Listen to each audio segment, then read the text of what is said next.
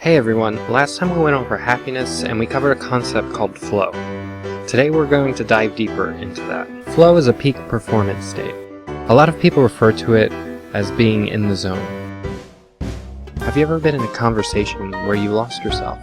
How about working on a personal project where 3 hours felt like 30 minutes? Were you ever engaged in a sport where your movements became so fluid and coordinated that you look back on it and said, that wasn't me? If so, you've experienced this state of flow. Characteristics of this state include 1. An intense and focused concentration on the present moment. 2. A merging of action and awareness. 3. A loss of reflective self-consciousness. 4. A sense of personal control or agency over the situation or activity. 5. A distortion of temporal experience. This just means that one experiences time in a different way than normal, either longer or shorter than what it had actually passed. 6. There are clear goals. 7. The concern for the self disappears. 8.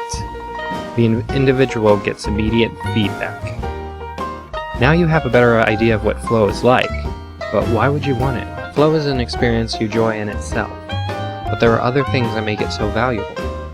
The statistics I'm about to tell you are from a Flow and Peak Performance PDF by Stephen Kotler, an expert in flow psychology and part of the Flow Genome Project, a project that works in the advancement of the understanding of flow psychology. One study found that top executives are 500% more productive in the flow state, and another study found that snipers in flow learned 200 to 500% faster than normal, and creativity gets a 700% boost. So you can see why this state is pretty valuable. And this state is pretty easy to get into if you have the right conditions.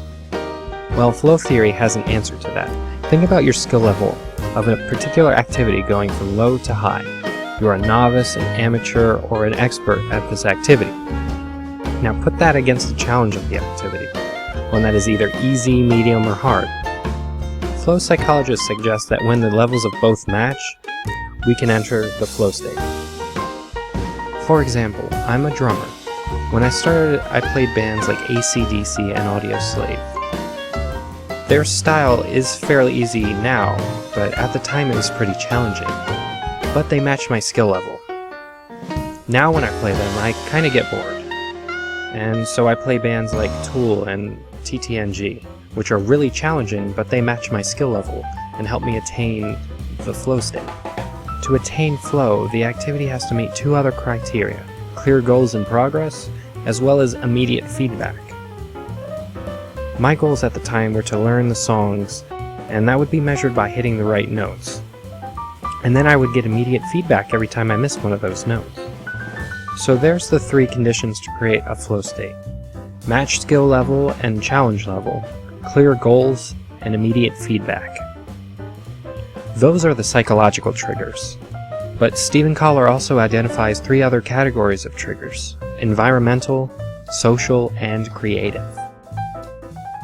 One of the environmental triggers is a rich environment, meaning a combination of novelty, unpredictability, and/or complexness. High consequences or risks is another trigger. This is probably the easiest if you can create it.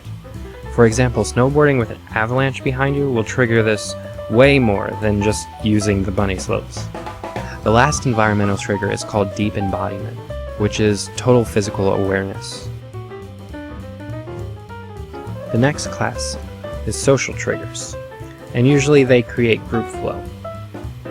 When you think of group flow, think of the comeback 4th quarter in football. Social triggers include serious concentration, shared cleared goals, good communication, equal participation, an element of risk, mental or physical, and familiarity. These ones are all pretty self-explanatory. There's also blending egos, where everyone's thoroughly involved and nobody's hogging the spotlight. A sense of control and close listening are 2 others.